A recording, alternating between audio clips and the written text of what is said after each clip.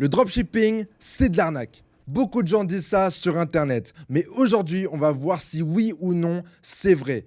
Personnellement, j'ai vendu pour plusieurs millions d'euros de marchandises en dropshipping. Donc, est-ce que ça fait de moi un arnaqueur? Alors, je me suis lancé en dropshipping en fin 2017, quelques mois après avoir quitté le lycée. Et franchement, pendant 2-3 mois, c'était galère. J'étais en train de me former, j'ai dépensé de l'argent sur Facebook Ads, mais il n'y a rien qui marchait vraiment pour moi. Mais au bout de 2-3 mois, j'ai réussi à obtenir mes premiers résultats en dropshipping. Et franchement, je commençais à faire un peu d'argent et j'étais au top. Franchement, cette sensation de faire ses premières commandes, elle est incroyable. Et franchement, c'est que du kiff. Donc, quelques mois après avoir eu mes premiers résultats, j'avais une boutique qui tournait plus ou moins bien. Je faisais pas énormément d'argent, mais à l'époque, pour moi, c'était énorme. C'était incroyable de pouvoir juste générer de l'argent sur Internet. Surtout que j'avais encore 18 ans, j'étais encore chez mes darons. Du coup, c'était pas vraiment compliqué pour moi d'avoir l'impression de faire des sommes astronomiques. Mais au bout de quelques mois, l'excitation des premières commandes s'en va naturellement et t'es laissé avec les tâches quotidiennes de gérer ton shop e-commerce. Et donc moi, j'étais dans cette situation-là, mais en même temps, je me faisais pas assez d'argent où je pouvais me justifier le fait de déléguer des tâches. Donc, je faisais tout moi-même. Et ce qui prenait le plus gros de mon temps, donc vraiment je passais mes journées là-dessus, c'était juste à répondre à des mails en fait. Donc tous les jours, je faisais moi-même mon SAV. Et le problème c'est quoi? C'est que mes clients n'étaient pas satisfaits du tout et que tous les jours je recevais des insultes, des plaintes, des gens qui n'étaient pas contents. Et franchement, au bout d'un moment, ça a pesé sur mon moral de ouf. J'avais plus envie de me lever le matin. Tous les jours, je me prenais que de la négativité dans la gueule à répondre à ces emails et tout. Et franchement, c'est devenu horrible. J'avais juste l'impression d'être un arnaqueur et d'arnaquer les gens. Mais en même temps, je pouvais pas faire grand chose parce que je me faisais pas assez d'argent pour pouvoir créer une marque ou quoi que ce soit. Et j'étais juste bloqué dans une situation de merde en fait. Donc oui, je sais que pour certains d'entre vous qui n'ont même pas fait leur première commande encore en dropshipping, vous vous dites que c'est le rêve en fait de déjà pouvoir vivre de son activité en ligne ou même de faire ses premières commandes. Mais au bout d'un moment, cette sensation, elle part complètement et tu te retrouves juste dans cette situation. Et pour moi, c'était vraiment difficile et j'étais un peu dépressif en vrai, tu vois. Donc plus le temps passe et plus mon activité se dégrade car j'ai de moins en moins envie de travailler parce que tout ce que je fais tous les jours, c'est juste de me prendre la négativité dans la gueule et je me fais bombarder tout le temps. Donc au bout d'un moment, j'en ai tout simplement marre, je fais quasiment plus de ventes et je décide d'arrêter complètement le e-commerce. J'en avais marre de me prendre la négativité, j'en avais marre de me sentir comme une merde, j'en avais marre d'avoir l'impression d'être un arnaqueur. Et à ce moment-là, je me suis fait la promesse de ne plus jamais faire du e-commerce dans ma vie. S'ensuit une des périodes les plus difficiles de ma vie où j'étais en dépression, je faisais des petits boulots à droite à gauche, mais franchement, il y avait vraiment rien qui allait dans ma vie. Je fumais tous les jours de la beuh juste pour pas me sentir coupable de pas travailler, de rien foutre. Donc tout ça pour vous dire que je me retrouve dans une situation presque un an plus tard où je suis parti en Thaïlande. À ce moment-là, j'étais en train de lancer d'autres petits business qui n'ont pas marché et j'étais en Thaïlande et je me suis retrouvé dans une situation où il me restait que 50 € dans mon compte en banque. Donc je sais plus exactement le montant, c'était peut-être 50, 60, mais en gros, je me retrouve dans une situation où c'est la hesse totale. J'ai plus d'argent qui rentre, j'arrive pas à faire de l'argent avec mes autres business. Et je me retrouve vraiment dans une situation où j'ai pas le choix quoi. Il faut que je mange, il faut que je me nourrisse, il faut que je paye un loyer. Et en vrai de vrai, j'ai même pas assez d'argent pour rentrer en France. Donc là, avec très peu d'options qui s'offraient à moi et un temps très limité parce qu'il me restait qu'une semaine de loyer qui était déjà payé, eh bien j'avais pas le choix. Je me suis mis en mode survie. Et pour moi, le mode survie, c'était quoi? C'était juste qu'il fallait que je me fasse de l'argent à tout prix parce que j'avais plus le choix. J'avais plus le choix, je pouvais rien faire d'autre, il fallait que je me fasse de l'argent. Donc je décide de me relancer en dropshipping, en e-commerce. Pourquoi j'ai décidé de me relancer en e-commerce? Parce que je savais que comme j'avais connu un peu de succès, je savais qu'en relançant la même boutique, je pouvais me faire suffisamment d'argent pour me faire 300-400 €, ce qui pouvait me suffire pour presque un mois en Thaïlande. Et à ce moment-là, j'ai vraiment eu un switch dans mon mindset où je me suis dit, bon, là, je vais pas penser au fait d'arnaquer des gens, au fait de pas satisfaire mes clients. Là, j'ai pas le choix. Il faut que je mange, il faut que je me fasse de l'argent à tout prix. Et c'est ce que j'ai fait. Je me suis lancé en e-commerce. J'ai mis 3 jours à charbonner. J'ai créé un nouveau site. J'ai importé une centaine de produits. J'ai démarché des dizaines et des dizaines de pages Instagram pour négocier les prix parce que j'avais pas plus de 30 € à mettre dans des placements sur Instagram. Donc vraiment, j'ai charbonné pendant 3-4 jours et en même pas une semaine, j'ai réussi à me générer presque 300 € de bénéfices, ce qui me permettait déjà de pouvoir vivre de mon business. Donc encore une fois, je vais pas trop rentrer dans les détails, mais jusqu'après, j'ai réussi à faire de plus en plus d'argent avec cette boutique et au final, pendant un an, j'ai fait peut-être 180 000 $ de chiffre à cette époque-là, ce qui était énorme pour moi. Et donc très rapidement, après avoir eu mes premiers résultats en en dropshipping. Cette fois-ci, j'ai pas fait la même erreur et j'ai très rapidement délégué mon service après-vente pour ne pas justement avoir à dealer avec cette négativité et à devoir répondre aux mails tous les jours de personnes qui se plaignaient. Alors oui, je sais que ça résout pas le vrai problème qui est juste de satisfaire ses clients, mais à cette époque-là, je me posais pas de questions, il fallait juste que je mange. Mais alors, pourquoi est-ce que je vous raconte cette histoire? Eh bien, c'est juste pour vous raconter un peu mon parcours et surtout mon parcours mental avec le fait de faire du dropshipping, du e-commerce, d'arnaquer des gens. C'est juste pour vous expliquer que de base, c'était pas du tout ce que je voulais faire et au final, j'en suis revenu à faire ça parce que j'avais pas le choix. Mais après, j'ai continué jusqu'à aujourd'hui où je fais encore du e-commerce, je fais encore du dropshipping et je vais vous expliquer qu'est-ce qui a changé en moi et pourquoi est-ce que maintenant je me permets de faire du e-commerce et pourquoi est-ce que pour moi maintenant c'est justifié. Et je vous rassure, c'est pas parce que je suis devenu un arnaqueur ou que j'en ai plus rien à foutre. En fait, en me relançant en e-commerce, j'ai réalisé plein de choses. C'est déjà que si tes premiers clients ne sont pas satisfaits, ça peut arriver, surtout quand tu te lances avec AliExpress, que tu as des fournisseurs un peu douteux, ça peut arriver, je sais, c'est galère. Mais des fois, tu n'as pas le choix ou quand tu veux te lancer dans une nouvelle activité, il faut que tu passes par cette phase parce qu'il faut juste que tu te fasses de l'argent, il faut juste que tu démarres en fait. Il faut que tu démarres ton activité et tu peux pas non plus t'attendre à dès le début satisfaire tous tes clients. C'est impossible. Enfin oui, clairement c'est pas impossible. Tu peux très bien faire les choses bien dès le début. Donc économiser de l'argent, prendre le temps de commander des échantillons, tester les échantillons. Ça c'est une option tout à fait viable si tu veux satisfaire tes clients.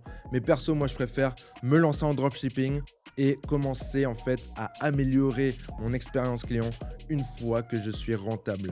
Car si tu dépenses beaucoup d'argent dans plein de choses, par exemple tester des échantillons, même avoir un stock par exemple, et ben le problème c'est que tu n'as pas cette flexibilité et cette rapidité de faire du testing et de trouver un MVP, donc le Minimum Viable Product, qui va pouvoir te permettre de te faire beaucoup d'argent et de scaler. Donc même si tes premiers clients ils ne sont pas satisfaits, ouais je comprends que ça fait chier, mais il faut aussi réaliser qu'on ne force personne à acheter nos produits. Tout ce qu'on fait c'est qu'on les met en ligne, on fait des publicités et les gens les achètent de leur propre gré. C'est comme si tu vas à un restaurant, tu manges et tu trouves ça pas bon.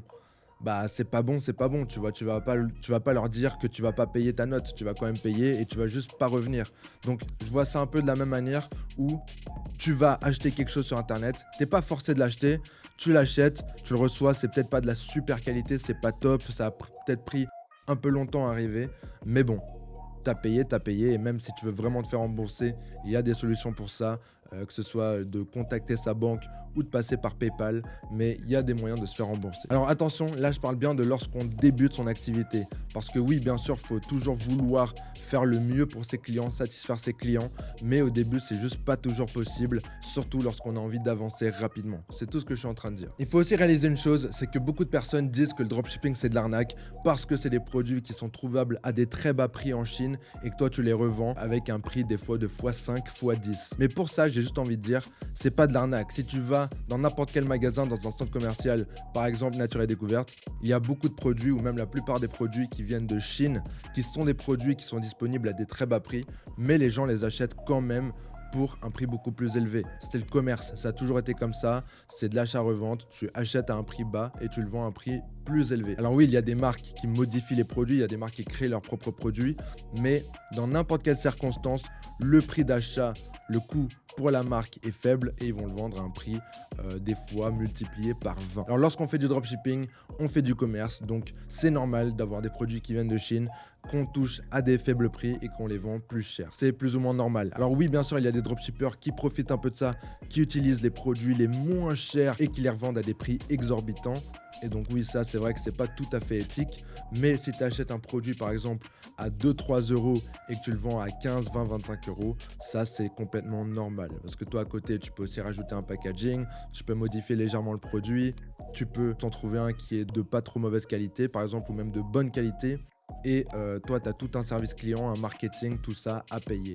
Donc au final, tu vas te faire peut-être 20-30% de marge, ce qui est déjà tout à fait correct pour un dropshipper. Mais maintenant, je vais vous dire moi personnellement ce que je pense par rapport à l'éthique et le dropshipping. Donc déjà, de toute façon, c'est toi et ta conscience, tu vois. Si tu te lances en dropshipping et que tu veux arnaquer des gens, tu pourras très bien le faire. Ce sera toi et ta conscience. Mais après, si tu as envie de construire un projet long terme comme moi j'ai envie de créer une marque, j'ai envie que mes clients ils soient satisfaits, Eh bien, je trouve que oui, pour moi, ça c'est beaucoup moins douteux, c'est beaucoup plus éthique, tu vois. Et moi, c'est ce que j'ai envie de faire. J'ai pas envie d'arnaquer des gens, j'ai envie de créer une vraie marque, j'ai envie d'avoir des clients satisfaits. Et c'est ce que je suis en train de faire, c'est ce que j'essaye de faire. Donc c'est là où en fait où il faut trouver le juste équilibre entre l'éthique, la rentabilité et il faut réussir en fait à surfer entre les deux. Et il y a des gens qui en ont rien à foutre, il y a des gens qui vont aller arnaquer des gens et il y en a d'autres qui vont faire tout bien de A à Z. Moi perso, je pense juste que c'est bien de surfer sur l'équilibre car il ne faut pas non plus trop se prendre la tête dès le début à satisfaire tout le monde. Mais bien sûr, il ne faut pas non plus avoir pour optique d'arnaquer des gens ou avoir pour optique juste de faire le maximum de rentabilité sur le court terme, sans penser au long terme, sans penser à ses clients et juste à vouloir faire de l'argent. Donc je trouve qu'il y a vraiment un équilibre entre les deux où tu peux faire les deux et ça va très bien marcher pour toi. Et je pense aussi que sur le long terme, c'est ce qui va être plus rentable en fin de compte parce que si tes clients ne sont pas satisfaits, tu vas toujours avoir besoin de sauter de boutique en boutique, de changer de nom de domaine parce que ta marque, elle va pas tenir, quoi. Tu as les scores de pages sur Facebook qui vont diminuer, donc ça peut te niquer. Tu as Trustpilot qui va venir en compte un peu plus tard lorsque tu auras pas mal de clients. Donc il y a énormément de choses qui vont faire que c'est très difficile d'avoir un mauvais produit sur le long terme. Et donc c'est pour ça que c'est beaucoup plus intéressant de créer une marque. Mais au début, c'est mieux juste de se lancer, d'être rapide, de ne pas perdre trop de temps parce que si tu essayes de tout faire bien dès le début, et ben juste tu vas te faire niquer par la compétition, quoi. Tu vas te faire rouler dessus. Tu vas pas réussir à en sortir. Donc c'est pour ça qu'il faut commencer en dropshipping assez rapidement, sans penser forcément à la satisfaction client, tout ça. Dès que tu trouves un produit qui est winner, un produit qui marche, là tu peux tout de suite mettre des choses en œuvre pour pouvoir mieux satisfaire tes clients, donc passer par un agent de sourcing, tester un peu les produits, avoir plusieurs échantillons, en choisir ceux qui sont de meilleure qualité, quitte à payer un peu plus cher pour de la meilleure qualité, mais au moins tes clients ils seront satisfaits, trouver un agent qui a des délais de livraison corrects et éventuellement même avoir un stock une fois que tu as suffisamment de cash flow. Mais moi je pense juste qu'il ne faut pas brûler les étapes, il ne faut pas que dès le début tu veuilles faire tout ça parce que tu vas jamais réussir ou du moins ça va te prendre énormément de temps et d'investissement. Et la plupart des gens, on n'a pas envie d'investir autant de temps et d'argent alors qu'on n'a même pas suffisamment d'expérience pour faire des ventes. Donc c'est pour ça que le dropshipping pour moi c'est le meilleur business car ça te permet d'apprendre et de faire en même temps. Et oui, au début tes clients ne seront pas satisfaits. Tu auras des problèmes avec ça. Mais pour moi, c'est justifié si tu as vraiment en tête de construire quelque chose de durable, de long terme et que tu as vraiment envie de faire des efforts pour avoir des clients satisfaits. Il ne faut pas se prendre la tête au début. Ça, c'est ce que je crois réellement. Et puis, je sais qu'il y a des gens qui vont en payer le prix et c'est sûrement les clients qui vont acheter des produits pas top. On ne peut pas tout avoir dans la vie, on ne peut pas satisfaire tout le monde et au début, ce sera un peu compliqué. Je suis désolé pour ces gens qui vont acheter un peu des produits douteux au début. Mais en tant qu'entrepreneur, il ne faut pas qu'on se prenne trop la tête au début. Il faut qu'on ait un MVP, qu'on puisse faire les choses rapidement, efficacement et trouver le produit winner le plus rapidement. Si tu restes bloqué sur le fait que tes clients ils ne vont pas être satisfaits au début et que tu as vraiment envie de les satisfaire, tu peux très bien faire les choses bien dès le début.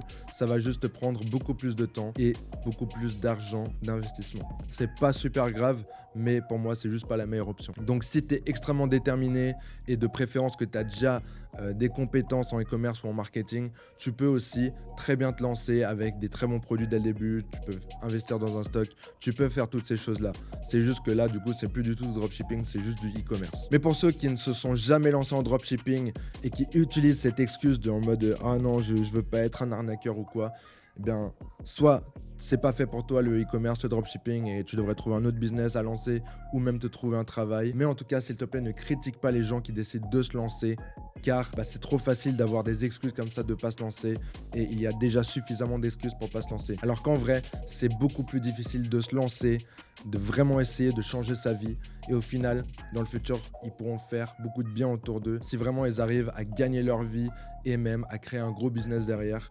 Pourquoi ne pas se lancer en dropshipping, tu vois? Ne critiquez pas les gens qui décident de se lancer en dropshipping, quitte à ne pas satisfaire leurs clients dès le début. Si t'as pas envie de faire des trucs un peu douteux comme ça, peut-être que c'est pas fait pour toi, donc reste loin de tout ça. Mais en tout cas, est-ce que le dropshipping c'est de l'arnaque? Eh bien non, déjà pas forcément parce que le dropshipping c'est juste une solution logistique. Mais est-ce que tu peux avoir des clients qui ne sont pas satisfaits au début? Ça c'est sûr. Et même si tu fais pas d'efforts, tu vas en avoir pendant toute ta carrière de dropshipper. Donc je vous conseille vraiment de vous lancer en dropshipping et éventuellement de construire une marque. Et comme ça, tu peux vraiment avoir le meilleur des deux mondes où tu peux te lancer en dropshipping peu d'investissement, peu de temps et rapidement pouvoir créer un gros business en l'espace de quelques années. J'espère que cette vidéo elle t'a plu. Si tu es intéressé par le e-commerce, le dropshipping, tout ça, je t'invite fortement à aller rejoindre mon groupe Mentor Ecom. Donc c'est vraiment un super groupe de gens qui sont super déterminés en dropshipping, en e-commerce. C'est des gens qui sont déterminés à réussir. Et on fait que de s'entraider. Tu peux poser toutes tes questions. Il y a ma formation gratuite qui est incluse dedans. Donc je te conseille fortement de rejoindre ce groupe. Le lien sera le premier lien dans la description. Moi je te revois la semaine prochaine. Ciao.